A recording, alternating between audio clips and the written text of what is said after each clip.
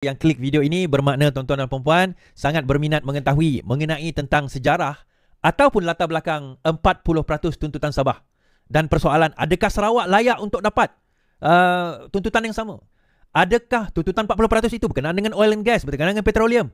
Atau cukupkah sebagaimana dakwaan Perdana Menteri 17 bilion yang telah diberikan itu adalah lebih daripada 40% sebagaimana yang dituntut oleh Sabah di dalam tuntutan 40%, dan boleh tak kita samakan 17 bilion itu dengan 40% tersebut? Dan Datuk Seri Anwar Ibrahim memaklumkan Kerajaan Persekutuan membelanjakan 17 bilion ringgit kepada Sabah berbanding 10 bilion ringgit hasil negeri yang dikutip setiap tahun. Kata Perdana Menteri, Sabah menerima peruntukan pembangunan yang paling tinggi berbanding negeri lain kerana Kerajaan Persekutuan menyedari masih wujud banyak kekurangan yang memerlukan perhatian segera, termasuk jalan berlubang, sekolah daif dan juga jurang kemiskinan yang tinggi. Ya, ini kenyataan. Saya nak Pulau Pinang. Kalau ikut sentimen, saya nak bagi Pulau Pinang semua. Tapi tidak, saya Perdana Menteri Malaysia. Yang miskin ramai di Sabah, jalan lubang di Sabah, sekolah daif di Sabah. Bantu mereka. Berapa yang Kerajaan Persekutuan belanja untuk Sabah? Bangunkan sekolah, perubatan, kirim doktor, sempadan Eskom, kawal sempadan, pertahanan, semuanya. Kita ambil hasil 10 bilion. Kita bagi balik 17 bilion ringgit. Sebab apa? Sebab kita pakat di antara persekutuan dan negeri gunakan hasil kita membangunkan semua negara di Malaysia ini. Dan kebetulan Sabah sedikit ketinggalan. Kita bantu lebih. Kalau tak setuju, bincang le lo. Ini 40%, what? I don't know. Berapa kita ambil? I don't know. Jangan. Belajar betul-betul. You Menteri Kewangan. Aku mau tanya sejauh orang Sabah. So video ini saya buat khas untuk menjawab persoalan ini, dan saya buatkan in such a way jadi tuan-tuan dan puan-puan insya-Allah pada masa akan datang dapat merujuk kembali video ini bagi melihat dan meninjau persoalan berkenaan dengan 40%. Adakah benar ia wujud?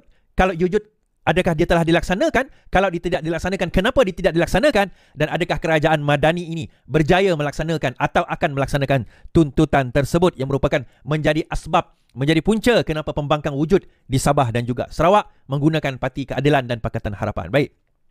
Pertama sekali, sebelum kita menyentuh soal persoalan tentang sama ada wujud atau tidak wujud sebagainya, kita kena faham dulu hak Sabah dan Sarawak di bawah perlembagaan. Okey, yang ni kita kena faham. Dan saya rasa ramai rakyat Malaysia tidak tahu. Jadi saya sarankan tuan-tuan dan puan-puan, kalau sekiranya tuan-tuan dan puan-puan ni cikgu, guru, ataupun yang mungkin nak bagi anak-anak pendidikan, cucu-cucu pendidikan tentang sejarah pembentukan Malaysia, maka sharelah kepada mereka video ini, tuan-tuan. Baik. Kita kena faham satu perkara dahulu. Pembentukan Malaysia itu berlaku 1963. Sebelum 1963, tidak ada apa yang dinamakan sebagai Malaysia. Yang ada adalah Persekutuan Tanah Melayu. So akhirnya satu perbincangan dibuat oleh pemimpin pada waktu itu untuk menggabungkan dan memerdekakan negeri-negeri dan negara lain yang pada masa itu masih lagi di bawah kuasa British. Antaranya adalah Singapura, Brunei, Sabah dan juga Sarawak. Jadi perbincangan berlaku dan akhirnya satu perjanjian atau Malaysian Agreement, perjanjian Malaysia telah dimeterai dan perjanjian Malaysia itu dimaktubkan di dalam perlembagaan. Tetapi sebelum dimasuk perlembagaan, mari kita lihat dahulu kronologi sehingga sampai kepada Malaysian Agreement sebelum dan sewaktu penubuhan ataupun kemasukan Malaysian Agreement di dalam perlembagaan Malaysia. Okey. Now, kita kena faham hak Sabah dan Sarawak di bawah perlembagaan Malaysia berdasarkan MA 63 dan juga perlembagaan. Di sini ramai yang confused dan tak tahu apa itu MA 63 dan apa itu perlembagaan. Kronologi kita kena faham dahulu sebelum kita bercakap tentang soal itu. Kita kena faham kronologi ke arah pembentukan Malaysia 1963. Kalau kita tengok, ini adalah gambar antara gambar perbincangan yang berlaku di antara pemimpin-pemimpin pada waktu itu. Pada awalnya 1961, cadangan awal pembentukan pada 1961, pada Mei 1961, Tunku Abdul Rahman, Perdana Menteri Persekutuan Tanah Melayu mencadangkan dalam satu ucapan di Singapura akan dibentuk satu persekutuan baharu di antara Persekutuan Tanah Melayu, Singapura, Borneo Utara, Sarawak dan juga Brunei macam saya katakan tadi. Tujuannya adalah mempercepatkan kemerdekaan negeri Borneo daripada British dan menggabungkan kekuatan ekonomi serta keselamatan serantau. Kita kena faham pada waktu itu cabaran yang dihadapi oleh Tanah Melayu yang baru merdeka adalah masalah ekonomi, terutama pusat terdiri daripada wilayah dan negeri kaya seperti Selangor terpaksa menanggung negeri-negeri miskin seperti Kedah pada waktu itu, Perlis, Kelantan, Terengganu dan sebagainya. Jadi mereka memerlukan sumber pendapatan yang lain. Maka antara lain kita untuk meningkatkan kekuatan ekonomi, maka gabungan dengan Singapura, Brunei dan juga Sabah Sarawak pada waktu itu adalah suatu yang sangat penting, kerana di Brunei, Sabah dan Sarawak sudah mula dijumpai minyak seawal 1910 lagi. Kemudian setelah itu mereka bersetuju, maka pembentukan jawatan kuasa perundingan dilakukan pada 1961-62. Di Ogos 61 ditubuhkan Malaysian Consultative Committee atau jawatan kuasa perundingan Malaysia, yang mana pada waktu itu dianggotai oleh wakil-wakil semua wilayah. Dan pada masa inilah Brunei menarik diri daripada peringkat awal. Mereka tidak mahu menyertai gabungan ini dan Brunei hanya merdeka daripada British pada tahun 1984. Namun cadangan diteruskan dengan 4 wilayah lain dan kita namakan ini adalah wilayah, iaitu Tanah Melayu, Singapura, Sabah dan juga Sarawak. So Tanah Melayu dianggap satu wilayah, Singapura satu wilayah, Sabah dan juga Sarawak dianggap sebagai satu wilayah. So untuk meneruskan perkara itu pada 1962, Suruhanjaya Cobalt atau Cobalt Commission diwujudkan, kan? Dan pada Februari hingga Ogos, Suruhanjaya Cobalt ini telah dilantik oleh kerajaan British dan dipengerusikan oleh Lord Cobalt, therefore the name lah, atas tujuan untuk menilai pandangan rakyat Sabah dan Sarawak terhadap cadangan penubuhan Malaysia ini. Adakah mereka setuju atau tidak setuju? Satu kajian telah dilakukan pada waktu itu. Mereka pergi ke lapangan, bukan mereka lah, tapi wakil-wakil mereka pergi ke lapangan dan bertanya soalan tentang penggabungan ini. Dan laporan menunjukkan lebih 2/3 rakyat menyokong gagasan Malaysia dengan syarat hak negeri dilindungi. Ini antara kita katakan sebagai antara satu cadangan awal atau satu pungutan suara yang awal daripada rakyat, referendum yang kita namakan sebagai referendum awal daripada rakyat untuk membentuk Malaysia. Jadi ada timbul persoalan, adakah wajar kita adakan referendum kalau kita nak keluar Malaysia? Yang ini yang menjadi persoalan ramai juga. Dan laporan ini menjadi asas kepada rundingan. Kalau kita tengok gambar yang ada kat sini, so 5 orang yang datang dipengerusikan oleh Lord Cobalt sendiri. 4 orang yang telah terpilih menganggoti Suruhanjaya Cobalt adalah 2 daripada wakil British, Sir Anthony Bell dan juga Sir David Watterson, dan 2 lagi rakyat wakil Malaysia, iaitu Encik Ghazali Syafi'i dan Datuk Wong Pau Ni, mewakili Malaysia, Tanah Melayu pada waktu itu. So akhirnya jawatan kuasa antara kerajaan atau Intergovernmental Committee atau IGC telah ditubuhkan di antara tahun 62-63. Berdasarkan laporan Lord Cobalt itu, mereka setelah persetujuan daripada rakyat Sabah Sarawak, maka IGC telah ditubuhkan yang dipengerusikan oleh Lord Lansdowne, wakil British, dan juga Tun Abdul Razak, wakil Melaya, ayah kepada Najib Razak. So IGC itu membincangkan apa? Antara lain adalah membincangkan butiran perlembagaan dan otonomi Sabah Sarawak seperti immigration, agama, bahasa rasmi, pendidikan, keuangan, kuasa perundangan dan sebagainya.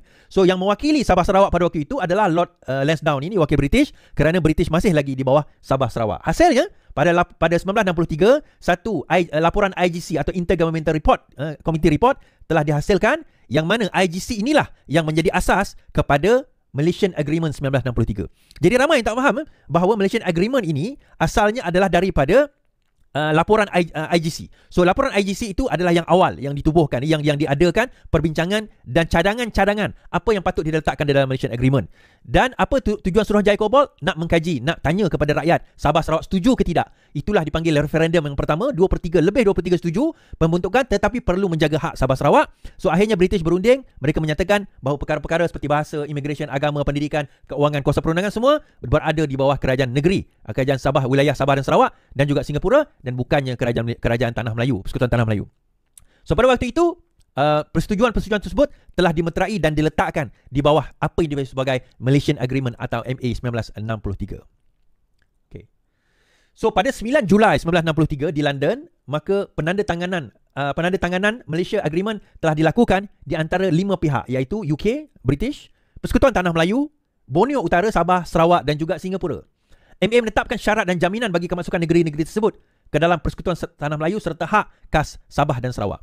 Namun pada 1965, Singapura telah keluar daripada Malaysia dan membentuk negara mereka sendiri. So timbul satu persoalan. Setelah keluar Malaysia, adakah dikira perjanjian MA 1963 ini terbatal?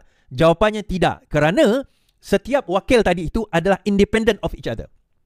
Mereka adalah independent of each other dan setelah menandatangani penandatanganan Malaysia Agreement ni, penyerahan daripada British kepada tanah, maksud bukan penyerahan penjajahan, tetapi penyerahan kuasa kepada kerajaan negeri Sabah, Sarawak, Singapura itu sendiri untuk mereka to govern themselves, tetapi dengan syarat-syarat yang dipersetujui. Jadi bila Singapura keluar, kita tidak boleh menafikan hak Sabah dan Sarawak untuk terus berada di dalam Malaysia. Okay? So setelah selesai menandatangani Malaysian Agreement 1963, maka satu bil telah diwujudkan oleh Parlimen British. Parlimen British telah mewujudkan satu bil dipanggil sebagai Malaysian Bill 1963 di Parlimen British atas tujuan untuk meluluskan Malaysian Bill bagi menamatkan tujuan Malaysian Bill tu supaya lepas ini British tak boleh lagi claim tanah Sabah, Sarawak dan juga Singapura, tak boleh lagi claim kerana sudah menamatkan kuasa British ke atas Borneo. Utara dan Sarawak dan memberi kuasa pembentukan Malaysia secara sah di sisi undang-undang antarabangsa. So kalau kita tengok Malaysian Agreement itu bukanlah sekadar perjanjian seperti mana perjanjian ekonomi, dia adalah satu treaty di antara negara-negara berdaulat. So akhirnya setelah diluluskan Malaysian Bill 1963, okey, kita dah ada Malaysian Agreement tadi. Kita dah ada Malaysian Agreement. Apa kandungan di dalam Malaysian Agreement itu? Antara kandungan di dalam Malaysian Agreement itu adalah perkara-perkara yang patut diletakkan di dalam perlembagaan. Itulah ingredient utama di dalam Malaysian Agreement 1963. Kan, dia punya perkara-perkara yang hendaklah diletakkan di dalam Perlembagaan Malaysia 1963. Kita kena faham bahawa Malaysia sudah ada perlembagaannya sendiri pada 1957. Pada masa itu bukan Malaysia tetapi Persekutuan Tanah Melayu sudah ada perlembagaan dia sendiri. Setelah 1963 Malaysia diwujudkan, maka satu perlembagaan baru hendaklah diwujudkan atau ditambah ataupun diubah untuk menempatkan Sabah dan Sarawak. Okey, so akhirnya untuk menempatkan perlembagaan baru berdasarkan Malaysian Agreement itu atau Perjanjian Malaysia, maka satu Akta Malaysia telah diwujudkan pada 1963, Akta 26/1963 di bawah Parlimen Tanah Melayu dinamakan Malaysian Act 1963, di mana Parlimen Persekutuan Tanah Melayu telah meluluskan Akta Malaysia bagi antara lain meminda perlembagaan 1957, kemudian mengiktiraf Sabah dan Sarawak sebagai negeri baharu, menukar nama kepada Persekutuan Malaysia daripada Persekutuan Tanah Melayu. Sebab itu bila kita kata Malaysia ini tidak boleh wujud melainkan dengan adanya Sabah Sarawak, inilah dia punya dalil dia. Hanya dengan Sabah Sarawak wujudnya Malaysia. Tanpa Sabah Sarawak dipanggil Persekutuan Tanah Melayu. Gabungan di antara Persekutuan Tanah Melayu, Sabah dan Sarawak, maka wujudlah apa yang kita namakan sebagai Malaysia, dan ini berdasarkan perlembagaan di bawah perkara 1-2 Perlembagaan Malaysia. So kalau kita sebagai rakyat Malaysia, kita tak tahu dan masih lagi bermain sentimen, tak kisah pasal Sabah Sarawak, maka kalau tak faham perlembagaan ini, tak payah jadi orang Malaysia, tuan-tuan. Tukarlah IC kepada orang negara lain. Okay? Alright. So akhirnya penubuhan rasmi Malaysia adalah pada 16 September 1963 dan ditetapkan setelah tertunda daripada 31 Ogos kerana bantahan Indonesia dan Filipina secara konfrontasi. Pada masa itu Indonesia dan Filipina tidak bersetuju Sabah dan Sarawak dimasukkan atau diserap ke dalam Persekutuan Tanah Melayu kerana menurut Indonesia Sarawak itu milik Indonesia dan menurut Filipina Borneo Utara itu adalah milik Filipina. So berlaku konfrontasi. Tetapi akhirnya Malaysia diisytiharkan secara rasmi pada 31 Ogos 1963. So ini tuan-tuan boleh pause, tuan-tuan boleh baca mengikut masa tuan-tuan sendiri. Tetapi setelah perlembagaan itu ditulis di meterai pada 1963, apa yang berlaku? Di sinilah bermulanya konflik. Okey, saya bagi secara umum dahulu. Setelah 1963 MA Malaysian Agreement itu ditandatangani dan kita bersetuju berdasarkan Malaysian Bill 1963 dan Malaysian Act 1963 memasukkan perjanjian-perjanjian tersebut ke dalam perlembagaan Malaysia. Okey, kita dah setuju, dah masuk dah pun.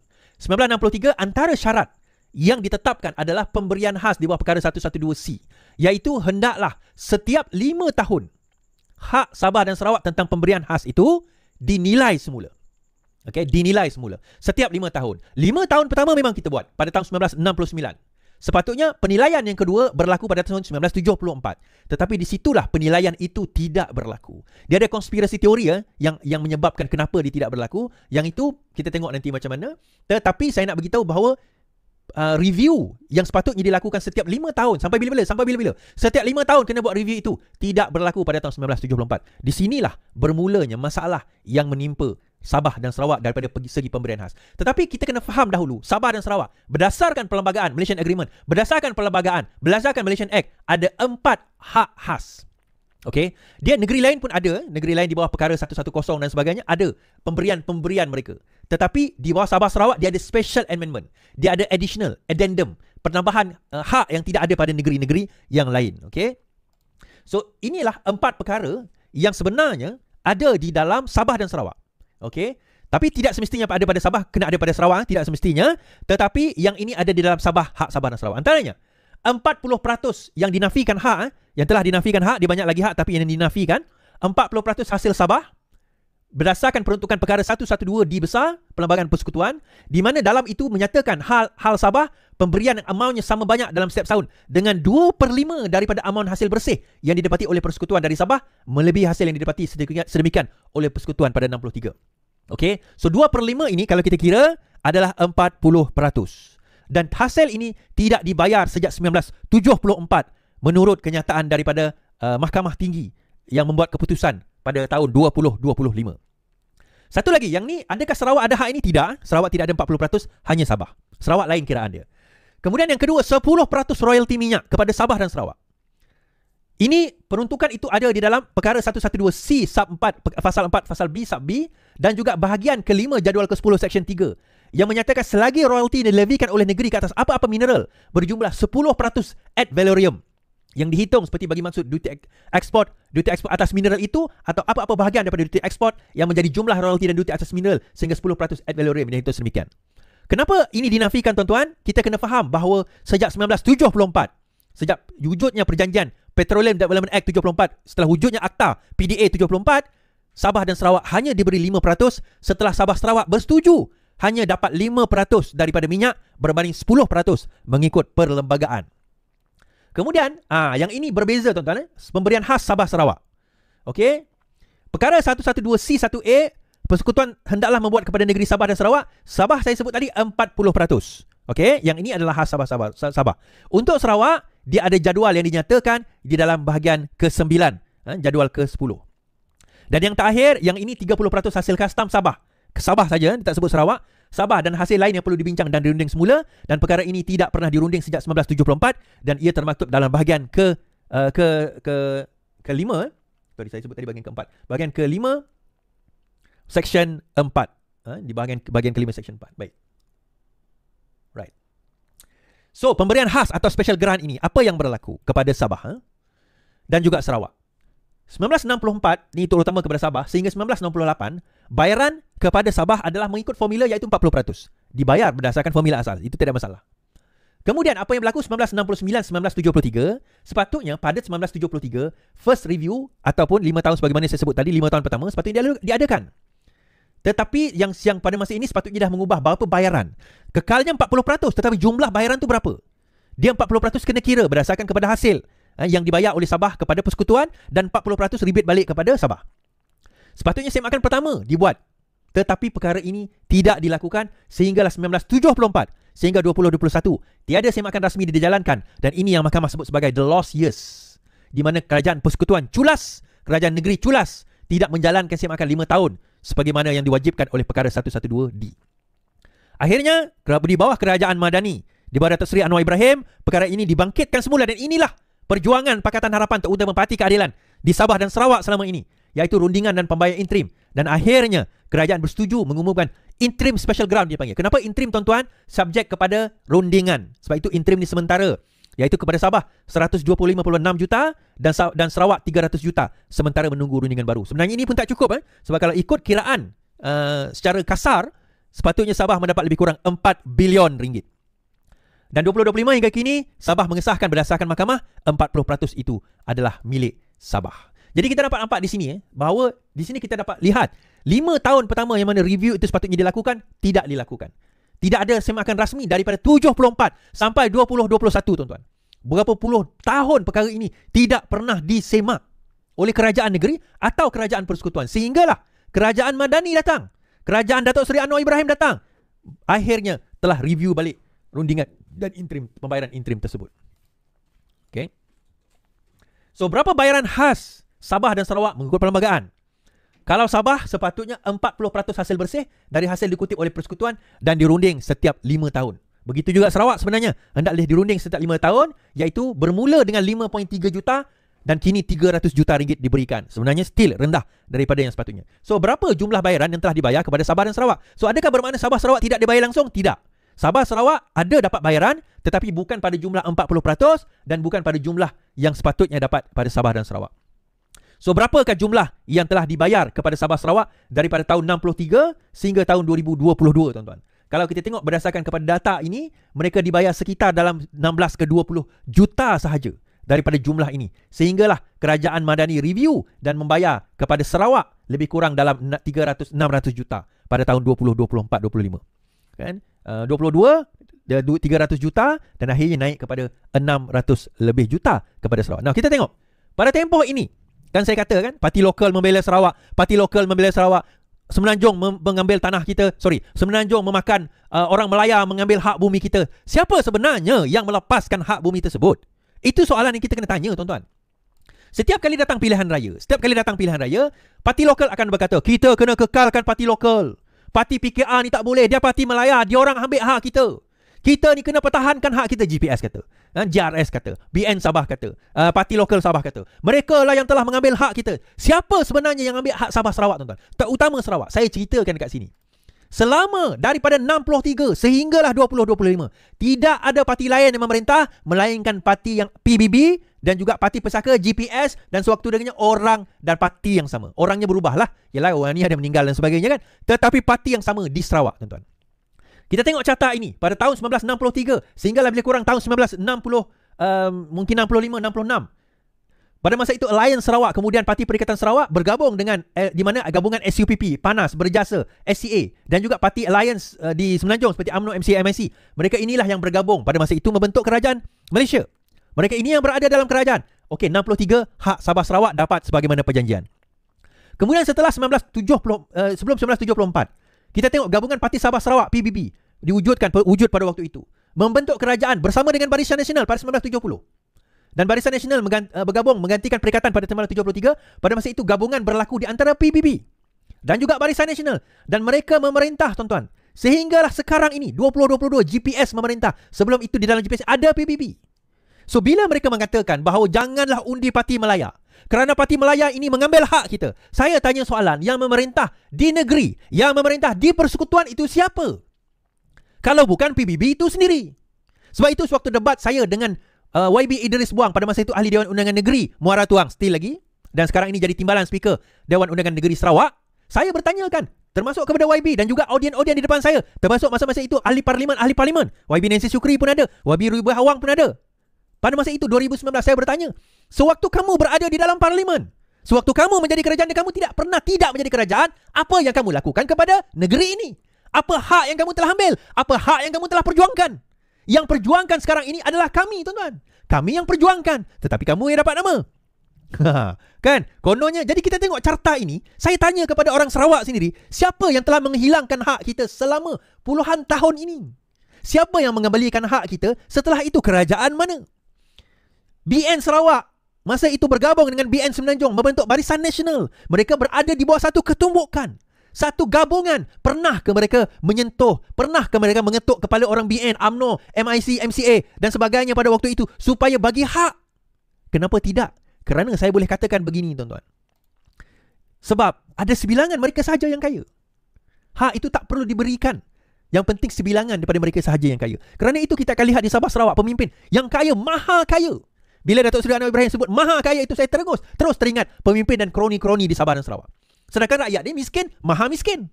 Miskin tegar, miskin paling ramai, tegar yang paling ramai di Malaysia sebelum dinoktahkan oleh kerajaan Madani ini adalah di Sabah, Sarawak dan juga Kelantan. Tiga negeri ni always top below.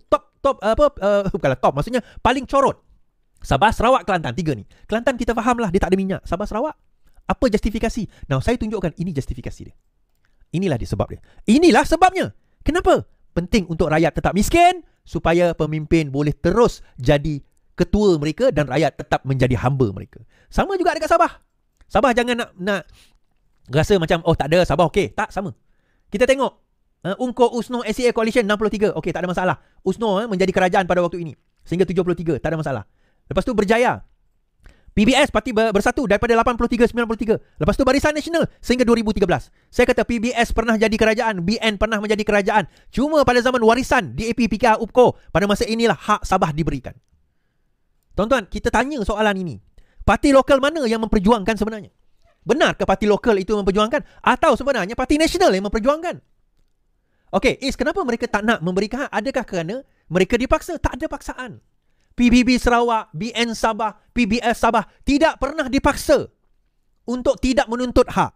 Adakah pemimpin berani kata, kami sebenarnya pada waktu itu, kami tak boleh cakap apa-apa, saya tuntut. Saya cabar pemimpin GPS dan juga Sabah Sarawak kata, kami sebenarnya dicabar, kalau sekiranya kami tidak menyokong perkara ini, maka kami akan dipenjarakan, dimasukkan ke dalam ISA, ditangkap, dihumban dalam penjara. Saya cabar. Tidak ada perkara itu berlaku, tuan-tuan. Sebaliknya apa yang berlaku adalah hak kita dilepaskan begitu saja. 5% itu dilepaskan begitu saja. Sedangkan hak menurut perlembagaan adalah 10%. Kita kena tuntut balik hak 10% itu. Dan saya akan menjadi orang yang menuntut balik hak 10% itu untuk Sarawak. Sabah terpulang kepada dia lah. Jadi bila GPS minta balik di bawah MA63 gas, tak ada. Yang tu tak ada dalam MA63. hak gas ke apa ke OMO ke tak ada. Sebab itu kenapa Sarawak tak berani cabar perkara ini di dalam mahkamah sebagaimana Sabah. Sebab Sarawak tahu hak mereka tak jelas. Sabah jelas. Masa rundingan awal itu jelas. Jadi mereka bawa Petros ke minta tuntut supaya hak gas itu dibawa ke dalam diberikan kepada Sarawak. Adakah Sarawak ada hak tersebut? Tak ada. Menurut perlembagaan, Sarawak tidak ada hak tersebut. Sarawak dah let go dah 5% itu menurut perjanjian PDA 1974. Dan even katakanlah Sarawak tak nak bagi sekalipun, katalah setuju 10%, hak Sarawak hanyalah 10%, bukannya hak gas sebagaimana yang ada sekarang ini. Jadi, kenapa kau tak suka ke Sarawak dapat gas? Bukan masalah tak suka. Masalahnya adalah bila dah dapat, saya tanya soalan saya, siapa yang dapat sebenarnya? Adakah betul sampai kepada rakyat Sarawak? Kita dah tengok track recordnya begitu. Jadi, hasil seterusnya, kita nampak jumlah bayaran geran yang dibayar kepada Sabah. Setelah penubuhan Malaysia, first review sepatutnya berlaku pada 1969. Tidak berlaku.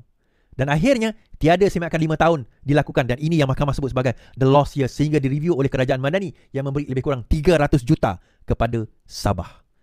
Untuk Sarawak tadi, 600 juta. Kepada Sabah, 300 juta. Tak pernah direview ni tuan-tuan. Tuan-tuan tengok carta ni. Tak pernah direview. Soalan. Jadi, kalau tak pernah direview, so kita timbul kepada persoalan. Adakah benar seperti mana dakwaan Perdana Menteri? Okey. Kita berterima kasih kepada Kerajaan Datuk Seri Anwar Ibrahim, Kerajaan Madani kerana telah memberikan kembali hak kita. Tapi belum cukup sebagaimana peruntukan perlembagaan. Sebab itu dia dipanggil interim. So apa yang Datuk Seri Anwar Ibrahim sebut bahawa ini adalah masih dalam rundingan, betul. Tetapi beliau juga tak patut sebut 17 bilion itu adalah lebih daripada pemberian 40%. Kenapa tuan-tuan? Baik, saya sebut begini. Apakah 17 bilion itu 40%? Jawapannya tidak. Ia adalah perbelanjaan persekutuan atau alokasi perbelanjaan kerajaan pusat untuk negeri Sabah. So, ia bukan 40%. Jumlah itu mengikut budi bicara persekutuan untuk diberikan kepada bukan setakat Sabah, kepada seluruh negeri di dalam Malaysia. Kalau dia sebut 300 juta itu, yes, iaitu possible. Tetapi 17 bilion, bukan. Soalan seterusnya. Sebab itu ada video ini, nanti kita akan tengok. Okey. Apakah pemberian geran 300 juta itu boleh dikatakan sebahagian daripada 40%? Jawapannya, ia boleh dirunding dan dianggap sebagai sebahagian daripada 40% walaupun jumlahnya belum mencukupi. Ia dipanggil pemberian khas interim dipanggil. Jumlah itu boleh dirunding dan ditolak daripada jumlah akhir ta'akru yang dibayar kepada Sabah. Berapa jumlah? Yang itu kena bincang di antara Sabah dan juga federal. Soalan, apakah boleh kerajaan persekutuan mengurangkan pemberian development expenditure DE dan menggantikan dengan geran khas 40%? Jawapannya menurut perlembagaan boleh. Ini kerana geran 40% itu hak milik Sabah, tetapi pemberian jumlah sumbangan kepada negeri itu hak milik federal. Contoh, pada tahun 2025, Sabah menerima 17 bilion bantuan dana persekutuan. Sekiranya 2026 atau akan datang, persekutuan mahu memberikan 4 bilion tunai, katakanlah dikira 40% geran, dan 13 bilion persekutuan, ia boleh dilakukan menurut perlembagaan. So, Sabah tak boleh komplain lah. Jumlahnya tetap 17 juga. 14 bezanya, apa bezanya tuan-tuan? Bezanya adalah, okey, kita kena faham 13 bilion tadi tu atau 17 bilion itu dalam bentuk gaji, bentuk infrastruktur sekolah, jalan raya, bomba, polis dan sebagainya. Okey? Gaji siapa? Persekutuan. Bantuan infrastruktur dan sebagainya. Tetapi 40% atau 4 bilion itu adalah dalam bentuk tunai, sebagaimana 300 juta tadi, hendaklah dimasukkan dalam consolidated fund dipanggil, ataupun tabung negeri. Hendaklah diuruskan dalam akaun negeri dan diuruskan oleh negeri dan diaudit. Okey. Tapi Sarawak is macam mana? Apakah Sarawak juga mempunyai layak juga mendapat 40%? Jawapannya tidak. 40% hanya untuk Sabah, Sarawak mempunyai kiraan yang lain. Apakah 40% itu royalti minyak? Jawapannya tidak. Royalti minyak bagi Sabah dan Sarawak menurut perlembagaan hanyalah 10% minimum. Itu lain. Minimum lebih tak apa, tak boleh kurang. Sekarang ini 5%. Apa yang kita dapat belajar tuan-tuan daripada sini? Now, apa yang kita dapat belajar daripada sini adalah banyak orang klaim, ramai orang klaim bahawa kita ni parti lokal, kita memperjuangkan Sabah Sarawak, kita memperjuangkan hak Sabah Sarawak. Sebenarnya tanah Melayu, Melaya lah yang mengambil hak kita. Tak, tuan-tuan. Sebagai pengundi Sabah, sebagai pengundi Sarawak, tuan-tuan kena payah tengok seberang laut. Tuan-tuan tengok dekat tempat tuan-tuan sendiri. Tuan-tuan tengok pemimpin tuan-tuan sendiri. Jangan tanya Anwar Ibrahim. Sepatutnya orang tu jangan tanya Anwar Ibrahim. Dia tanya kepada Syafi'i Abdal. Dia tanya kepada Bong Mohtar. Dia tanya kepada TYT sekarang, Musa Aman. Dia tanya kepada, kepada AJG. Yalah, AJG bantulah, tapi masa sebelum itu, orang Sarawak tanya kepada Abang Jo, tanya kepada Fadilah. Sebelum itu tanya kepada Nancy Sukri, tanya kepada ahli parlimen anda. Sebelum 2022, apa jadi kepada hak Sarawak? Kita tak dapat 40%. Berapa sepatutnya kita dapat? Lebih daripada itu. Kalau Sabah dapat 40%, itu 4 bilion. Kalaupun tak akan dapat 4 bilion kita dapat, sekurang-kurangnya lebih 600 juta kita dapat. So kiraan kepada Sabah tadi macam mana is? Kiraan kepada Sabah adalah hasil. Okay. Hasil daripada apa? Hasil yang dikutip oleh Sabah. Hasil yang dikutip oleh Sabah. Hasil itu. Hasil tersebut hendaklah diberikan kepada pusat. So contohnya cukai, whatever lah. Hasil yang diperolehi daripada Sabah, ekspor dan sebagainya. Hasil itu dibayar oleh Sabah kepada federal. Katakanlah jumlah dia menurut Datuk Seri Anwar Ibrahim 10 bilion. Sabah bayar kepada federal 10 bilion. 40% hendaklah macam rebate. Bayar balik kepada Sabah 4 bilion. Itulah 40%. Kalau next year naik 20 bilion, 8 bilion. Kalau turun kepada 3 bilion, kalilah 40%. Dia ada kiraan dia. Tetapi tidak boleh kurang 40%. Sarawak pula is, dia ada kiraan dia berlainan. Dia ada jumlah awal tetapi dia tidak ada peratus. So kena runding. So boleh tak runding? Kiraan itu daripada mana is? Baseline dia 63 dulu. So kiraan tu kena bayar daripada mana is? Daripada 1969 sebenarnya. 1974 sampailah 2025 dan akan datang. Kalau ikut kiraan ChatGPT, paling kurang 90 bilion, itu paling rendah, paling tinggi mungkin 140 bilion, tengah-tengah 114-15 bilion. Tapi itu bergantung sebab kita tak ada data berapa hasil daripada yang disumbangkan, yang diberikan oleh Sabah kepada persekutuan. Kita tak ada data, melainkan Perdana Menteri, Menteri Keuangan dan juga Kerajaan Negeri Sabah je ada data tersebut. Sarawak pun sama, tapi Sarawak tak boleh formula 40%. 10% tadi boleh, tapi 40% tak boleh. Okay. Kenapa kita hilang benda tu is? Kenapa 1974? Kenapa Petroleum Development Act 1974? Saya ada tulis artikel panjang tentang ni tuan-tuan. Bagaimana satu rundingan pada waktu itu. Satu rundingan pembahagian kekayaan di kalangan pemimpin-pemimpin. Tapi ini konspirasi teori lah. Dan orang yang saya sebut ni pun dah tak ada dah. Semua dah tak ada. Di mana pada masa itu hanya golongan mereka yang akan hidup senang, kaya raya di Sabah dan Sarawak. Sebab itu kita tengok warlord di Sabah, kita tengok warlord di Sarawak. Cuma warlord di Sarawak ni tak ramai tuan-tuan. Di Sabah ramai. Tapi tak lama lagi dekat Sarawak ni pun dia akan berebut macam Sabah juga. So bila mereka jadi warlord, rakyat miskin. Kerana apa? Kekayaan itu dikuasai oleh segolongan, segelintir mereka sahaja. Tapi itu sebab itu wujudnya. Tuan-tuan, saya pernah cerita kenapa berlaku 1969. Kenapa berlaku 13 Mei 1969? Tuan-tuan tak pelik ke? 13 Mei 69 gaduhnya di Kuala Lumpur. Kenapa darurat seluruh Malaysia? Dan darurat itulah yang mewujudkan Akta Ordinan Darurat 1970, Emergency Ordinance No. 7 yang memungkinkan akhirnya undang-undang dan perlembagaan itu digantung, undang-undang PDA itu diwujudkan, hak Sabah Sarawak, dia punya nautical mile dia, Akta Palantar Benua dan sebagainya, Continental Shelf dan sebagainya diwujudkan sehingga Sabah dan Sarawak banyak kehilangan hak. Tapi apa? Oh, maksudnya betul lah Semenanjung ambil is. Dia takkan dapat berlaku kalau orang Sabah dan orang Sarawak tidak bersetuju. Mustahil benda ni berlaku kalau Sabah Sarawak tak setuju, tuan-tuan. Saya dah tunjuk, tuan-tuan, selama lebih 60 tahun ini, parti mana yang memerintah. Ni bukan masalah isu lokal, isu parti nasional dah, tuan-tuan. Kita dah tak ada istilah lokal. Sebab lokal ke nasional ke, yang penting integriti. Integriti itu kena ada. Kalau tak ada integriti, tak kisah lokal ke international ke, Melaya ke apa ke, kalau dia rompak, dia sakau, kalau dia songlap, sama saja.